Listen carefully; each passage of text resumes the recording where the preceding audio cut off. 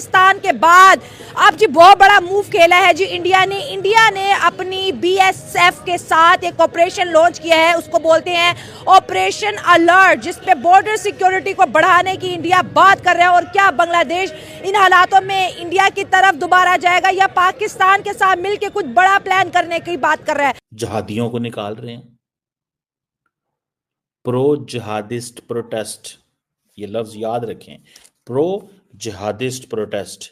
सो वो कह रहे हैं कि लेकिन हम अफोर्ड नहीं कर सकते जी, हम इस रेडिकलिज्म को अफोर्ड नहीं कर सकते, हम इन तमाम स्टूडेंट्स को निकाल रहे हैं। ये जो ऑपरेशन अलर्ट इंडिया ने बॉर्डर पे जो है लॉन्च किया है, जिसमें ज़ाहिर है वो सिक्योरिटी को टाइट करेंगे, क्योंकि बांग्लादेशी अब बड़े तेज़ी से इंडिया की तरफ जाने की कोशिश करें, क्योंकि इकोनॉमिक स्टेबिलिटी नहीं है, आए दिन हड़तालें हो रही हैं, आए दिन वहाँ पर आर्मी डिप्लॉयड हो रही है, और जिस तरह से हालात है, क्योंकि बांग्लादेश का पाकिस्तान के साथ बॉर्डर नहीं लगता, लेकिन 3 साइड से इंडिया के साथ इनका बॉर्डर है। तो ये जो टाइटनेस है, आपको क्या लगता है ये जो बांग्लादेश के लिए मुश्किलात बढ़ेंगी, क्योंकि अब वो इंडिया का बॉर्डर क्रॉस नहीं कर पाएंगे?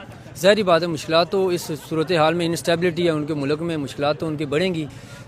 पाकिस्तान की तरफ वो देखेंगे तो यहाँ तो हमारी जेबें तो बिल्कुल ही खाली हैं पहले से ही, हमारे पास तो उनको कुछ भी नहीं है। हाँ, ये है कि कलमा है हमारे पास, उस सेंस में आप आएँ तो आप कह सकते हैं कि इस्लामी मुल्क है, हम इसके साथ रहेंगे, इसके साथ तल्लुकात रखेंगे, लेकिन माशी तौर पर वो इंडिया के साथ थे तो वो बेहतर थे, हमसे पहले ज़्यादा बेहतर थे। बांग्लादेश का इंडिया के साथ रहना इकोनॉमिकली बहुत बेनिफिशियल है। ज़ाहिर बात है, उनका देखा ना, मंडी के अंदर आप वर्ल्ड जो मंडी होती है ना, माशी मंडी होती है, उसके अंदर इंडिया यानी कि 80% इंडिया होता है, 20% वहाँ पे पाकिस्तान होता है। आप किसी मुल्क के अंदर कंट्री में चले जाएं, आप दुबई में चले जाएं, किसी बड़ी कंपनी में चले जाएं, किसी बड़ी मंडी में चले जाएं, वहाँ पे आपको 100 वर्कर इंडिया का मिलेगा और 20 पाकिस्तानी मिलेंगे। जो 100 कंपनी वहाँ पे इंडिया की होगी और 20 पाकिस्तान की होंगी, तो उस हिसाब से तो नुकसान तो उनको उठाना पड़ेगा इस सूरत हाल में। लेकिन अब वहाँ पे डिवाइड, अब जो ना लोग, जो स्टूडेंट्स हैं, जहाँ भी जो तहरीक, उनको डिवाइड किया जा रहा है, वहाँ से भी, इंडिया से भी और यहाँ पाकिस्तान से भी, ताकि 2 हिस्सों में बटेंगे और इसका नुकसान उनके अपना माशी तौर पर उनको उठाना पड़ेगा। क्या वजह है, ऐसे कौन से पॉइंट है जो इंडिया को ग्रेट बनाते हैं, इंडियन इकोनॉमी को ग्रेट बनाते हैं, इंडियंस को ग्रेट बनाते हैं? जैसे अगर हम इंडिया और बांग्लादेश के एक वक्त अच्छे ताल्लुकात है, अगर आज बांग्लादेश इंडिया से ताल्लुकात खराब करे तो नुकसान, जैसे आपने कहा, बांग्लादेश को है, इंडिया को नहीं है। इंडिया के पास 100 ऑप्शन है, बेटर ऑप्शन है। तो क्या वजूहत है कि इंडिया इतना ग्रेट है, इतना इम्पोर्टेंट है पूरी दुनिया में? देखें ना, जमहूरियत, एक लफ्ज़ है जमहूरियत। जिस मुल्क के अंदर जमहूरियत मजबूत होगी ना, उस मुल्क के अंदर माशी तरक्की भी होगी, लोग भी इम्प्रूव करेंगे, और वहाँ पे उनकी इकॉनमी जो पूरे वर्ल्ड में उनकी सबसे बेहतर होगी। जिस मुल्क में जमहूरियत नहीं होगी, जमहूरियत मतलब डेमोक्रेसी यानी कि आप लोगों की चॉइस के साथ लोग इक़्तिदार में आएँ तो उन लोगों के साथ पीछे कौम भी होती है, वो अच्छा बुरा वक्त बर्दाश्त भी करते हैं। लेकिन आप ज़बरदस्ती अगर किसी को बैठाएंगे, आगे मुसल्लत करेंगे कुर्सी के ऊपर, आप जो मर्जी काम भी कर लें, उनको नीचे से सपोर्ट नहीं होगी। तो उस वजह से वो फिर मुल्क दिवालिया कर्जे ही लेते हैं हमारी तरह। हमारे मुल्क का क्या 70 साल से कर्जे ही ले रहा है पाकिस्तान, दिन ब दिन मैशत डाउन हो रही है। ये मैं नहीं समझता हूँ कि आज तक यहाँ पे हमारा कोई इलेक्शन फेयर भी हुआ हो। इनकी छुट्टी,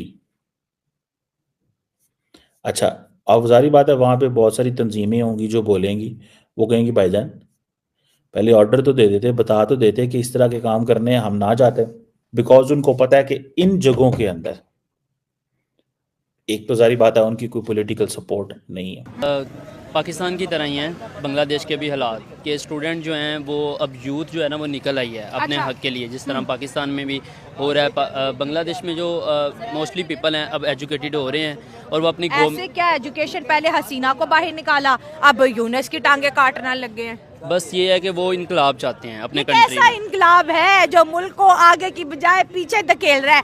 जो टके पाकिस्तानी करेंसी से कभी बेहतर थे, वो टका बड़ी तेजी से गिरता नजर आ रहा है। ये कैसा इनकलाब है? मतलब पहले यूनुस के लिए इनकलाब था और अब ट्रम्प के आने से शेख हसीना ने अपनी पॉलिटिक्स को दोबारा से एक्टिव कर दिया है बांग्लादेश में, और फिर स्टूडेंट की स्ट्राइक शुरू हो गई है। अभी भी कोटा सिस्टम के लिए लड़ रहे हैं। बस ये कोटा सिस्टम के लिए इसीलिए उनकी जद्दोजहद जारी है कि वो चाहते हैं कि जिसका हक है उसको मिले, प्रायोरिटाइज किया जाए।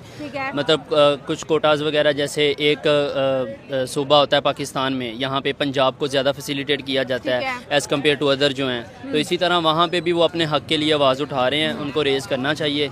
तो ये एक अच्छा कदम है मेरे और ख्याल से। ये इंडिया की जो सिक्योरिटी फोर्सेस है बॉर्डर पे जो होती है, उन्होंने भी ऑपरेशन अलर्ट का ऐलान कर, उनको ऐसा लगता है कि बांग्लादेश की घुसपैठी है, क्योंकि बांग्लादेश में भी गुर्बत भी तेजी से आ रही है। बांग्लादेश के अंदर आए दिन जो है स्ट्राइक्स होती रहती हैं, आए दिन आवाम और हुकूमत आपस में लड़ती है। तो ये जो है इंडिया की तरफ जा रहे हैं। ऑलरेडी इंडिया की अगर बात करें तो 2.5 करोड़ बांग्लादेशी वहां पर मौजूद है जो बगैर वीजा के रह रहे हैं, और भी आने के चांसेस है। तो इंडिया और बांग्लादेश के तो एक वक्त में बड़े अच्छे ताल्लुकात थे। अब देखिए कि ये ताल्लुकात आपको जैसे बिगड़ते नजर आ रहे हैं, और पाकिस्तान भी अब बांग्लादेश के साथ दोस्ती का हाथ बढ़ा रहा है, काम करता हुआ दिखाई दे रहा है। तो इंडिया अब बांग्लादेश को लेके कैसा बिहेव करेगा, क्या लगता है आपको? इंडिया जैसे कि पाकिस्तान के तो शुरू से ही हमारी आपको पता है कि सेपरेशन के बाद वो जो है ना अच्छे ताल्लुकात नहीं हैं, ठीक हो गया। और वो पाकिस्तान के साथ साथ बांग्लादेश के साथ भी कभी भी अच्छे इंटरनेशनल रिलेशन उनके नहीं हो सकते।